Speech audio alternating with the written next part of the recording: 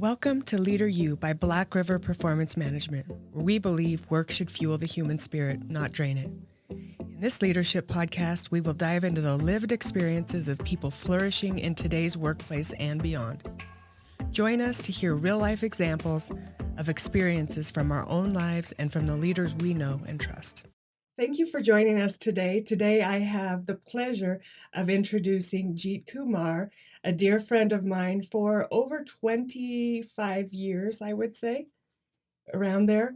I'm really excited to have you on the podcast. Not only do I look up to you as a mentor and a business person, but also just as an amazing human being that I've had the privilege to get to know over the last 25 years. And the reason I specifically asked you on this podcast is because I've seen so much resilience. I not only just leadership skills, you owning the In Time Tec and seeing where that's going, but I've seen your whole journey coming from India. And so when I think of someone who is resilient and who has that leadership competency, I'm thinking of you. There's a lot of people that come to my mind, and you're one of those people. So thank you for coming and taking your time to talk with us today. And I'd like to just kind of start off with tell us your story. Yeah. Well, thank you, Angie. Pleasure is mine. It's absolutely mutual. And thanks for your kind words. Um, yeah, as you share, 25 years. I cannot even imagine, right? In 90s to now we are 2022. Um, I think when I met with you first time through Roman Wachter, he was one of my colleagues, and I know he was Angie, he was your ex-husband now, right? And so I know in those days I was in a just came from India all the way from India to here on the US side. And so for me, that was my first flight ever. I had never had any flight experience to within the country. Like in India, I grew up poor, very very poor, and coming from that part of the world to this side of the world was a eye opening in many ways. Billions of people. I landed in LA. Maybe millions of people. And then I came to Boise, Idaho, where no people pretty much, right in those days. So it was a difficult and different experience in many ways.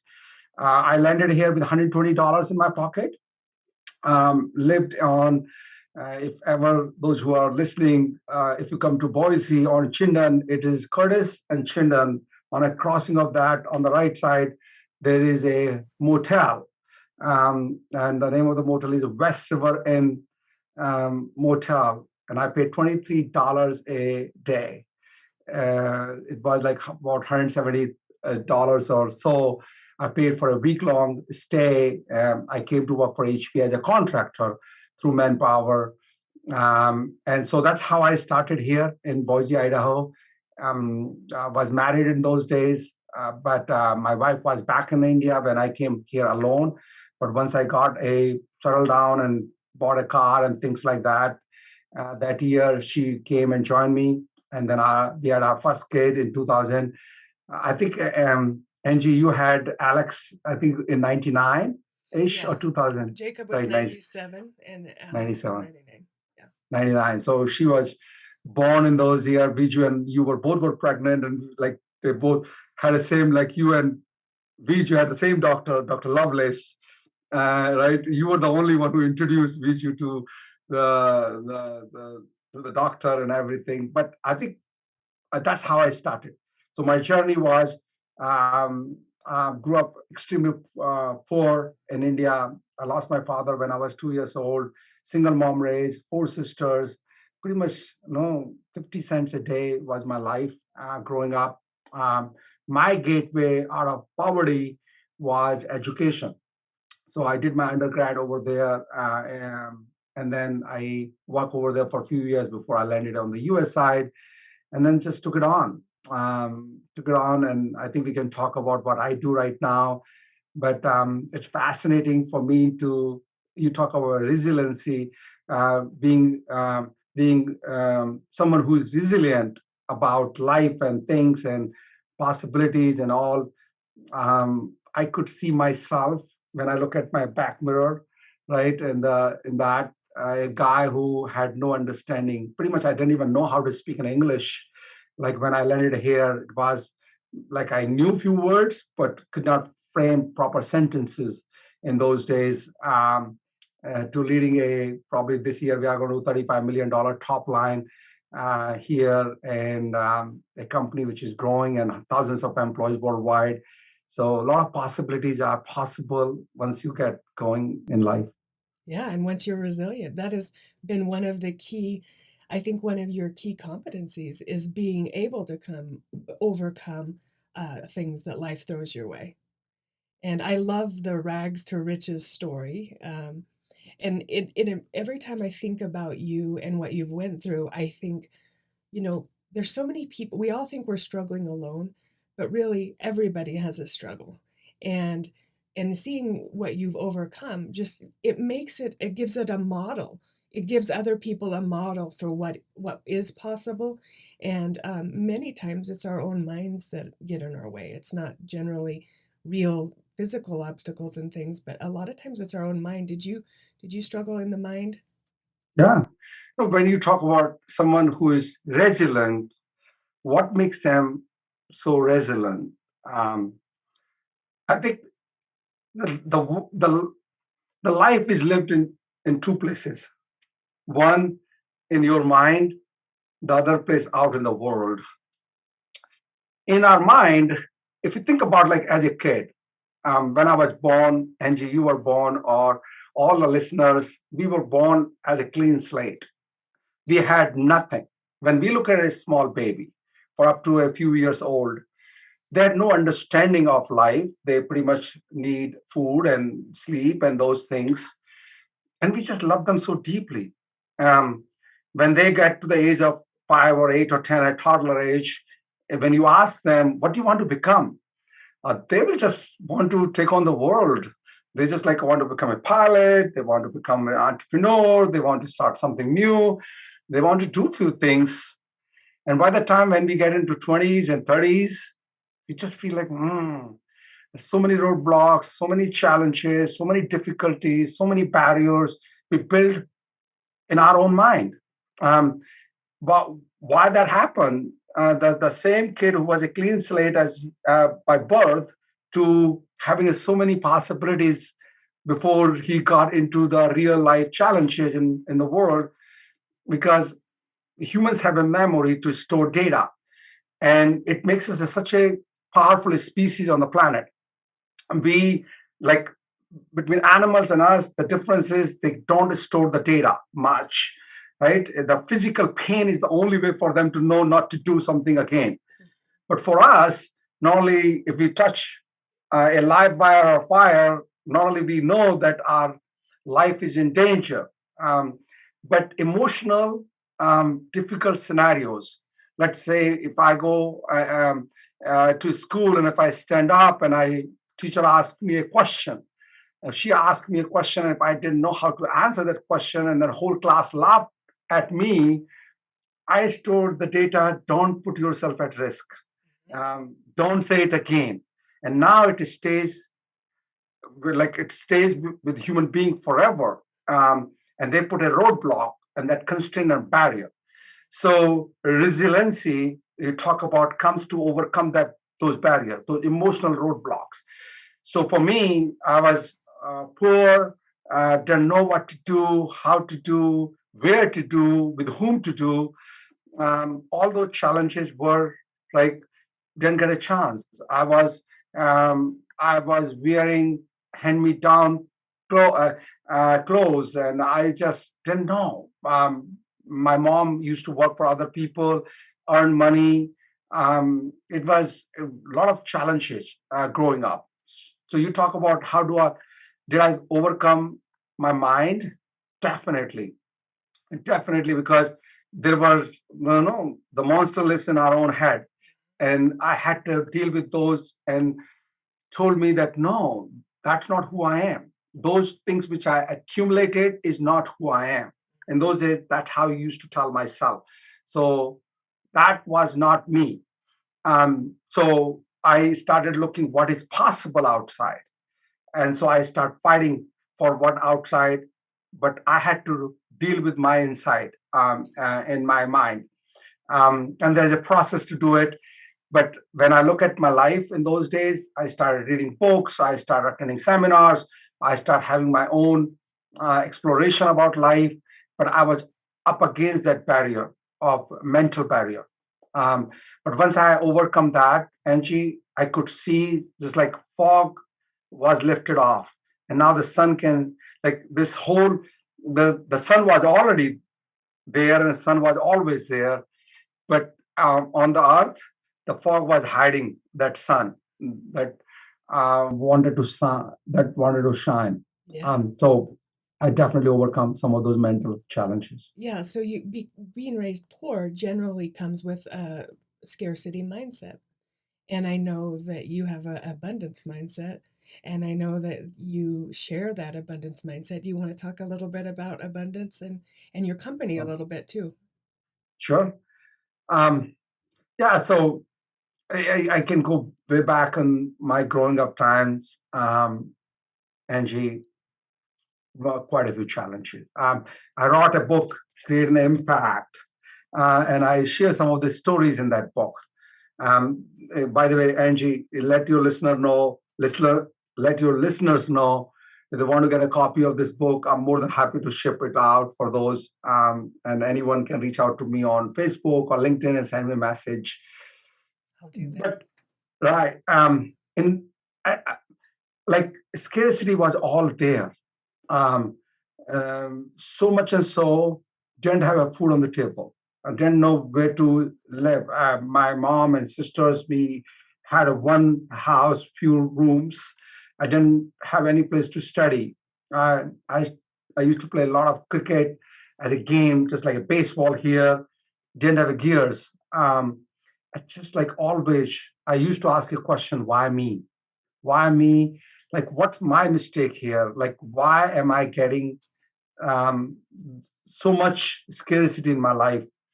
And that made me a little angry, really angry about that. I am as good as other kids are, um, but why me?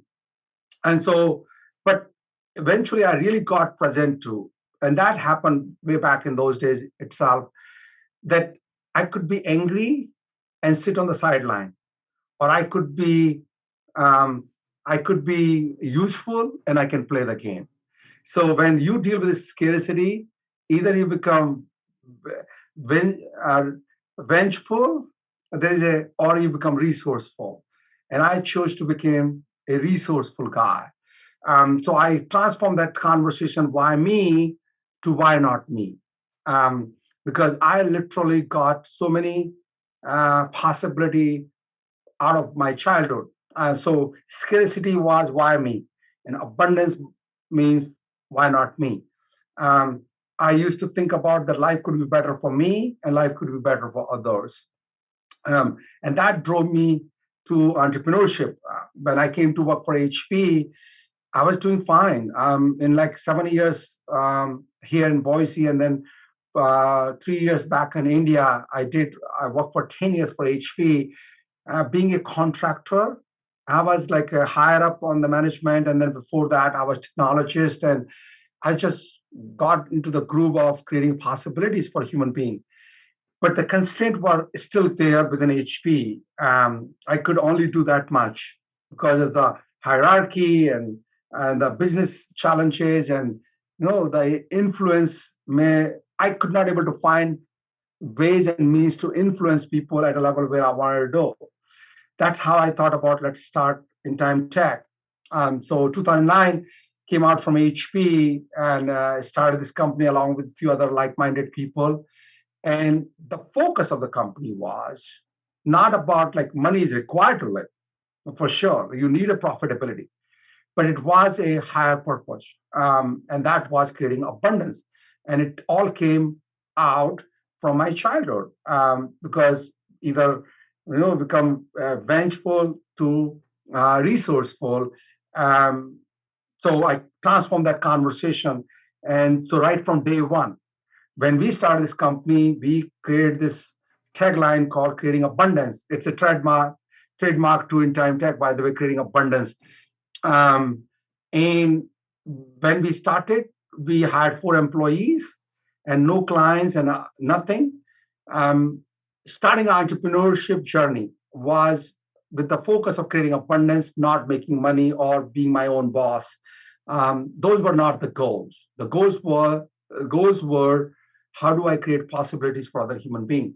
So when I look at today in 2022, after 13 years, we have those 4 employees became 1,000 plus employees worldwide, out of which 170 employees in the valley here in Boise Valley.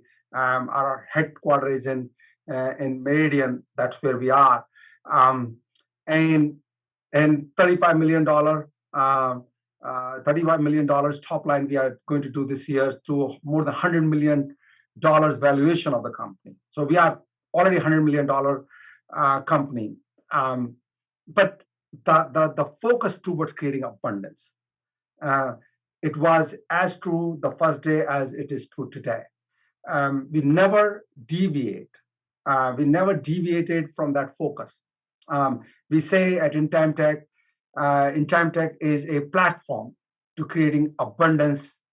We just happen to build software. We are not in the business of building software. This is what we know. This is what we do. Simon Sinek talks about start start with why, right? So this is our why we do what we do, and then what we do is what we do in creating abundance, and then how we do by having a fully self-expressed employees at In Time Tech. We call it inspired employees, satisfied clients. And the way we make sure and ensure our employees are inspired, we do tons of leadership development. We read so many books. For us, I've written so many things about that. Employees and human beings are not commodities. They are not cog in the wheel. They are truly possibilities. Every human being has they are they have aspirations, they have dreams. Another thing we call at In Time Tech, achieve your dreams through our dreams. Make sure that create every employee creates the possibility where he or she is going, where does he or she wants to take his life to. I think all of those conversations are so prominent and so prevailing at In Time Tech that people get inspired about that. We have been 6 years best places to work in Idaho, That's amazing. right? And that was from a small to medium to large company categories. We were 20 to 50 to more than 100 employees here. In all categories, we have come best places to work in Idaho whenever we applied. 1 year we did not, but whenever we did, we always was in the top 10 list. We are 6 years in a row, and this will be 7th year. I got already kind of a notification about that will be 7th year in a row, Inc. 5000, which is which is one of the fastest growing privately held company in America. So all of these numbers are staggering numbers for me, but it all comes down to satisfied clients who create the possibility, but more inspired employees. If you take care of your employees, they'll take care of your people. They'll take care of your clients. And one of the things we do with regards to talk about In Time Tech as a company, Angie, I'm glad that you asked that I should share some of this with your listeners, because in Boise, in the Valley, I'm so inspired to building corporate and corporations where employees don't feel like they're being not have a say in the matter. They're not being used. They have a possibility of self-expression. Along with I would like to make sure our clients also that no one should take them for a ride. So one of the things we do, we tell them ROI or you don't pay. That means anything that you are investing, any money you are giving, has to be a return on investment, ROI. Otherwise, you don't pay. And ROI, as defined by you, whatever way you say, that if we have not created that kind of a returns for you, for your investment, we don't expect you to pay our invoices. Those are simple but quite powerful structures and things we have put to ensure that not only we talk big, but we walk whatever we are talking as big. Um, and that's what I can see, and that's what I'm so inspired about in Time Tech. Me too.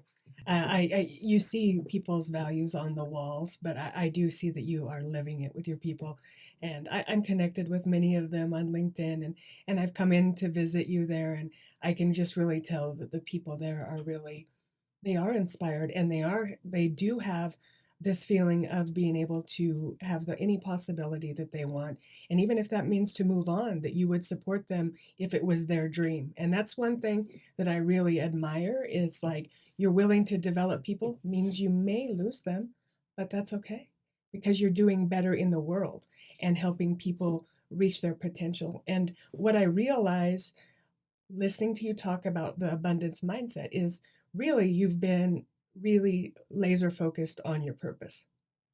And purpose, I read a statistic last night on because I'm doing some research on purpose, and you're 394% more resilient if you have a purpose. And I think that is one of the keys to um, being able to fight your mind and to fight the physical barriers and the mental barriers. Having that purpose really is the key. And honestly, gee, there's so many people out there that don't really know what that is. And I think Yeah, that's where they human beings really struggle. And it's not like they have your purpose could change over time. I mean, when you're in your 20s, your purpose is a lot different than it is as you get into your 50s and 60s and things because we have wisdom and we have experience and we're learning and growing and all these things. But would you say that that's a fair assumption? yeah. Oh, few minutes ago, by the way, I get passionate about the talk, right? You Yeah. can see I'm just like going. Yeah. Um, you talked about people staying or leaving. Let's talk about that one for a minute, and then I'll come on to purpose. Um, it's all about people, Angie. If they are staying here, it's about them. I'm talking about In Time Tech, or for any company. My biggest insights and inputs to any leaders who probably listen or listening to this audio podcast is make sure that people come first. It's all about people. So if they are staying, it's about them. And if they want to move on, it's also about them. And so the best thing which you could do to ensure that you nurture, you grow, you help, you take a stand for those human beings, whether they are staying with your company or they are going anywhere else. It's not about oh, I'm getting something out of them, therefore I care that much more.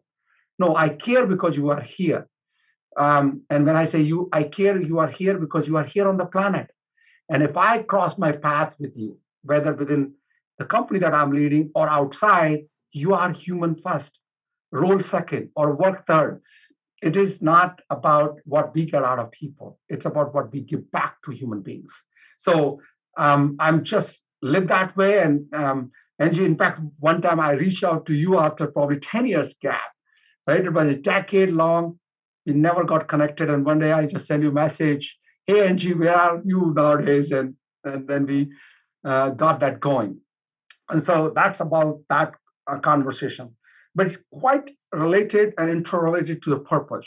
Um, because if you think about purpose, what is purpose? In my world, you need to know who you are, right? So self-awareness is critical. The resiliency, the being resilient of people and life and thoughts and all of that stuff, right? If I say myself that I'm quite resilient about things, what makes me that way? The reason why it makes me that way, that external things don't stop me. External, because things are always happening. We are just coming out from pandemic.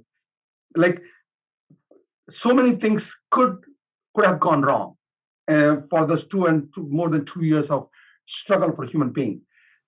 What makes someone better and more successful out of those challenges is having a clarity inside your mind. We talked about that at the start of the conversation. Um, but if you think about the purpose, it requires self-awareness. Who are you? Who you are, right? Who you are as a human being. What do you want to create or achieve or contribute on this planet before you sign out of this planet?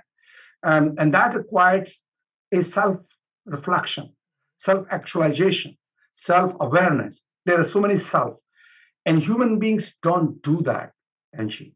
Why? Because we get onto this rat race of, oh, let's keep going. But where are we going? That's the question that's the question we need to ask. Where are we going? So when I look at my life, the purpose was clear to me, but it came from my self-reflection and self-awareness and self-development. And I also say when I was at HP, I was getting more and more clearer in those days. I was getting clearer about where I was going. But then I was saving money, building some more network and relationships, getting to know myself, getting more experiences. All of that was a planning towards the purpose. But I was not stopped living in those days either. I mostly say to people, either find out what you love. So do what you love. And that's your purpose. Like if something which you are clear, that's what I want to do, then do it. Right? Do what you love. Or if you are not clear what you love, then start loving what you do. That's like, why to waste time? So a lot of people say, oh, I don't know my purpose. I say, great, keep looking. Meanwhile, make what you are doing is your purpose. At least you're not going to stop living because don't know what will happen tomorrow. So 394%. I didn't know about that data, right? But if that's the statistics, that's the data, is statistics about purpose-driven people, purpose-driven companies, purpose-driven humanity creates a better future for sure. Why? Because they know where they are going. And when they are clear where they're going, any roadblocks they hit, they don't surrender. They don't give up and give in to that roadblock because they know where they are going.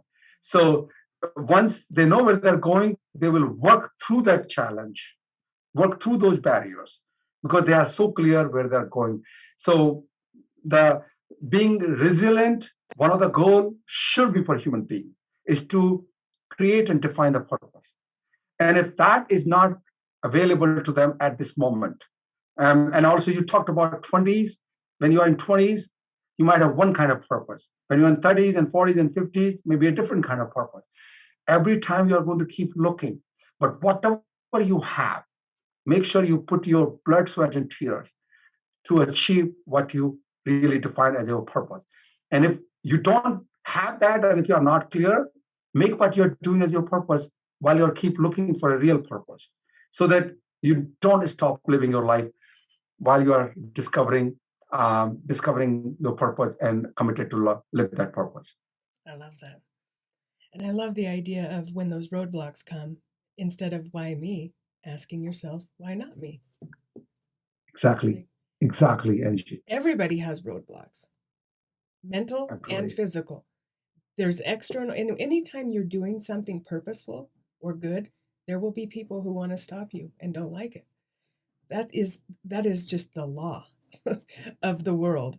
And you have to get to the point where you trust your own self, and self-awareness is so that's why I do so much training and teaching on emotional intelligence, because that's the first component. You can't even get to the rest until you're more self-aware. And actually the statistics on that say that 15% of people are really self-aware across all industries. Only 15%. That means if I did a 360-degree survey on someone, then they would not, they would be rated by other people differently than they rate themselves. But you can see, Angie, that's the data. Yeah. If the 15% people, if the statistics of the overall mapping, if it is 15%, that means those 15% people outwork, outpace, outsmart, outgrow the remaining 80%, 85% people. And they By make design, a difference, and they make an impact. Huge that they impact. totally make they make an impact because they know where they are going. They know who they are. They must be that much more peaceful. They must be that much more happy and joyful. They must be having so much strong relationships with people because they are clear. One has to, right? Roadblocks, mental or physical. There are two places we live. We have been talking about this one right from the time when we started this podcast. Is there are two places one can live: inside or outside. And I always call, in the book also I talk about peace inside, results outside. Right? This is where happen until you have a deep peace with yourself and what you have, and and learn until you learn how to live with yourself for whatever happened in your life, and and create that ongoing clarity. You are not going to create the kind of results you would like to create on this planet. It doesn't work. The struggle is real inside. And so the first place to look at it, how do we get that self-awareness, the 15% people? How do we increase that number to 30 or 40 or 50 or 80? That's what I do, and Angie, that's what you do. This is the goal of how, because this has been up in 50-50%. 50% people are self-aware and 50% were not. Then we were been living in the balanced life, balanced world. It is really quite imbalanced right now. The load of the world, lies on the shoulders of those 15% people, and they do carry all the time. They are so committed to make the world a better place, and this podcast is a great attempt towards that, Angie. I know who you are. I know how committed you are to, yeah, sure, you're running your own business, but that is like money is required to live. But love is the reason to live. And I know how deeply, deeply, deeply you love your clients, your employees you work, and the people you work with, all of those people. So I would like literally to continue have this expansion of this conversation about how do we double the 15% to 30%. Yeah. Well, so for you and I, we're seekers, right? We like to read, we like to podcast, we like education was a game changer for me, right? Like getting educated. And it doesn't have to be a 4-year degree, it could be a trade. It doesn't, any kind of education is, for me, it gives you something to do and it helps you to find what your purpose is, especially if you enjoy doing something. But some people aren't as seekers, and they kind of fall into that victim mindset more is the why me.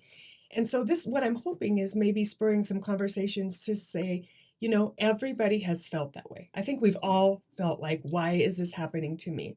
But there is a choice in that where we have to finally sometimes say, yeah, this happened, and what happened happened. One of my favorite quotes by Peter Crone is, what happened happened, and it couldn't have happened any other way because it didn't. Yeah, that's it. That's it.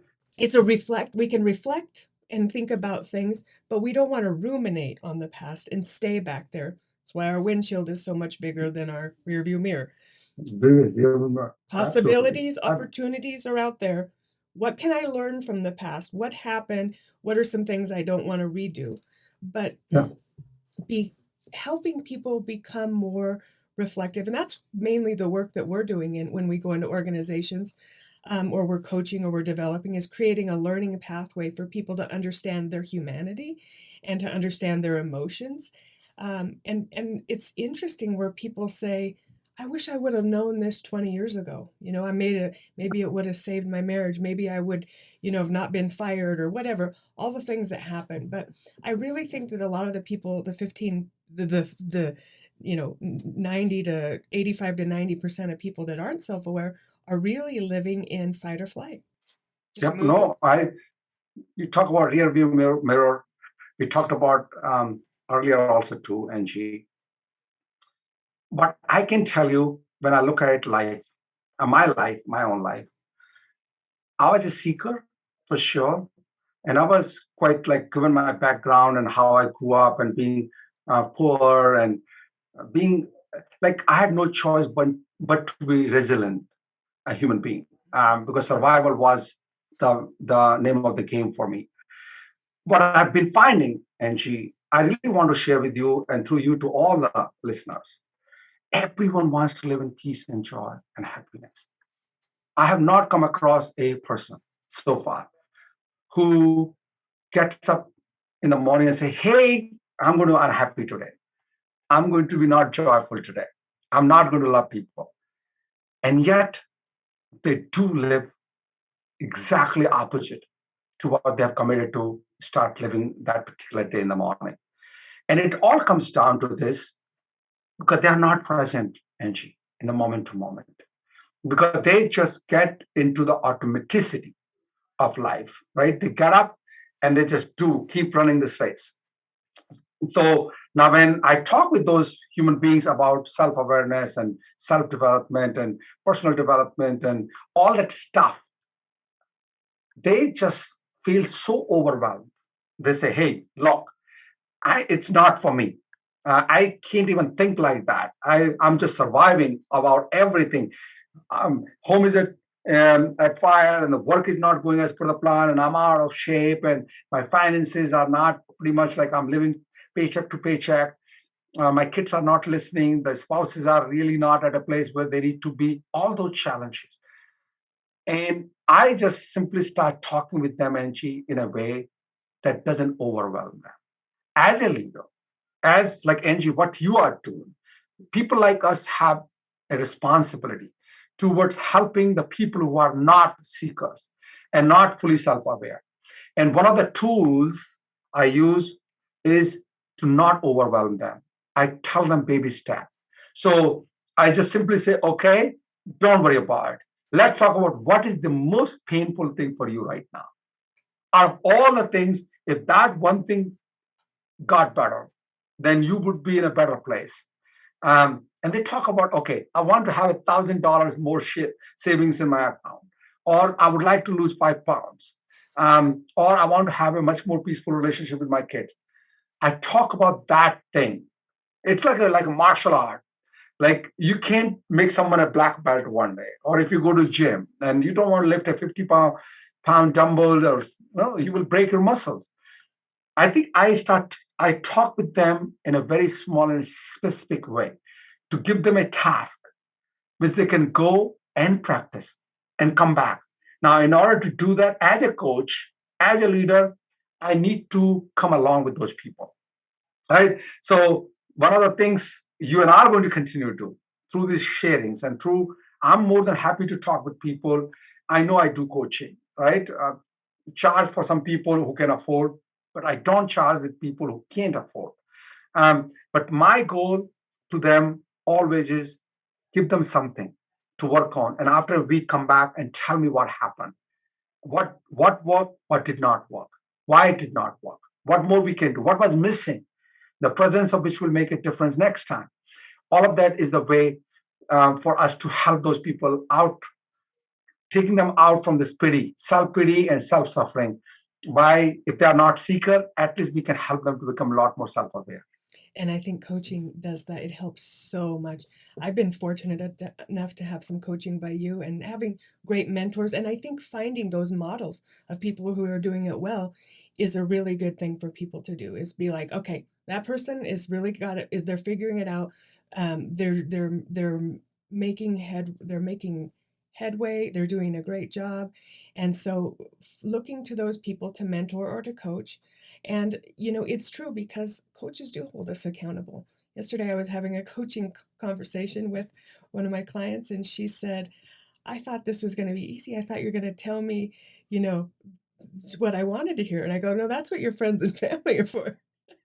Yeah, I'm here to tell you what you don't want to hear, and yet you need to hear. You need to hear, yes. And then she's like, this is hard, and I didn't realize. I said, what's the biggest challenge for you? And she said, keeping doing this, like keeping doing the work, like doing the self-development and putting the time and the money. So it takes time and money to invest in yourself and to change your mindset and all these things. And she said, that is the biggest challenge for me. And I said, but it's worth it. Nothing worth having is easy. And I can guarantee you could spend so much money on external things that you wouldn't have down the road. This is something you're building, and you're building resilience, and you're building self-awareness, and this stuff is in it. There's no price tag for it.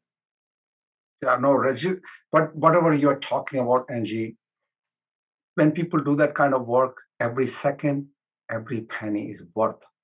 Time and money are critical, right? Because what they are going to get out of it is saving so much time and start investing the time that they want to invest on the things that they love. And then quite a bit money. I think I can tell you, and like if you want to increase your income, have a take home more, I think creating this kind of possibility of self awareness and everything is so critical. No pain, no gain. Is that's how it goes. Whether it's a growth or the physical muscles or a mental muscles, you need to grow. You need to really, and who can help you? The coaches, or you can really have tons of data online, but then it's a one way. They talk with you, but they don't talk back, right? Or vice versa. All of that is a way to grow, but one must get committed to grow. If I could give a message, I think those people are listening or going to listen to this podcast. Already, I know how committed they are. Why would you spend 40 minutes on something which on leadership, you are resilience? right? Yeah. So these people I know are so committed to make their life better. So there's no question about that. I think what we are leaving our audience with a possibility that you are not alone. You are not alone, both in terms of growth that you are committed to make and committed to create for you and for your loved ones, and also the people who really want to come along with you, both in terms of coaches or partner in creation, in whatever capacity. Human beings, this is a prevailing general challenges. Some people are seekers, they don't know where to seek, where to go. Some people don't seek, but then people don't know how to help them out. So both ways, if you are looking for help, don't know where to go. And also, if you don't know where to go to even ask for help, right? Those people are also there. Those who would like to provide help, just like you and me. I would like to provide help, but I don't know who those people are. So these podcasts and these conversations are critical, both in terms of if you're looking for help and also for people like us who want to help. I agree with that 100%. So I also think that to end with this, we have a responsibility as leaders and as business owners to leave people better than we found them by developing them, by asking questions, by staying curious, by finding out exactly helping people find their purpose, helping people find what their core values are, giving them time and energy and resources to make that happen. And I believe this is something that Rob and I have really come to believe those last couple years, is that the workplace, when people have a better work experience, they become better people at home. And if we can create workplaces where people are developed, where they're learning about themselves, not just the work, because that will come. Like you said, you take care of your people, they will be more productive, they will get the work done, and they will show up for you. But they need time, and they need people to support them and coach and develop them. And when we do that, we create a ripple effect in their home lives, and also generational impact. Oh, definitely, Angie. And you probably the podcast is you talk about resiliency and being resilient. If you, if one of you who is listening to this podcast feel like I'm not that resilient about things, here's my insight. And you talk about the outcome and the possibility and the benefits of being like if you are really good at work, your family and generational impact, the impact you will create. And I want to leave the audience along with you, and is that if you are not one of those people, you think you are not resilient about things, just believe that you can create a better future for yourself. Having a commitment towards better life for yourself, for your loved ones, and the people around you is the first step. That you need to have a belief that you can. Then you look at, okay, what how do I want to instantiate my life? What I could create or what I want to create? What is that I want to sign my life for? And if you don't have that answer, what I share, make what you're doing is your answer for now. And keep looking and keep talking with coaches, keep talking with the people that you believe and trust. Um, Once you can really figure it out, what is your life all about, then take baby step, one thing at a time. Finance, relationships, health and fitness, career, um, all, each one of them. Maybe you can take a one slice of each, one slice, small slice in each of these categories, or maybe focus on one area of your life, and then start doing few things. I also say, um, born poor is a curse. Dying poor Dying poor is a laziness. I want people to really. I was one. I had no choice but to be poor. Poor when I was born. But one of the things I did, I just took it on. So work hard, being disciplined, determination, discipline, dedication, all of that. Like these are hard work. You need to get out of your bed and do what is required moment to moment and also day in day out and week after week and month after month. It's a long journey. So define what you really want, believe first that you can, define what is it which you would like to create, then create a whole roadmap and take a baby step and find people who would like to help you. You are not alone. Angie and I are here. We would love to come along with you if, in case you see any possibility. My Twitter handle and Facebook and Instagram and LinkedIn, anywhere. My email, my name is Jeet Kumar, and I'm the CEO at In Time Tec, and you can look at it, me, and then send me message. Angie, I know you do the same thing for a lot of people around. So that's what I want to leave everyone who spends such a precious time with us today. Yeah, we know that your time is your most precious resource. So thank you for listening to Leader You, where we know your time is your most precious resource. And please share with your friends and family to learn more about us at Black River PM. Also, Jeet's book, I would like a copy of that. I'll be in Boise this weekend and next weekend. I'll make sure I would like a signed copy if I can.